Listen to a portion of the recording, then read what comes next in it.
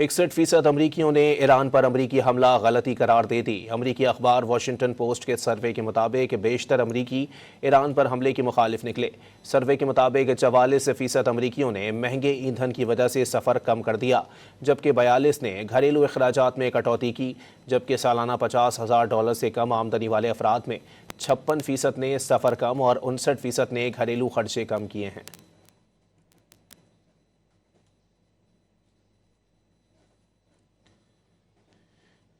61% अमरीकियों ने ईरान पर अमरीकी हमला गलत करार दे दिया। अमरीकी अखबार वाशिंगटन पोस्ट के सर्वे के मुताबिक बेशतर अमरीकी ईरान पर हमले के मुखालिफ निकले। सर्वे के मुताबिक 44% अमरीकियों ने महंगे ईंधन की वजह से सफ़र कम कर दिया, जबकि 42 ने घरेलू अखराजात में कटौती की। जबकि सालाना $50,000 से कम आमदनी वाले अफराद में 56% ने सफ़र कम और 59% ने घरेलू खर्चे कम किए।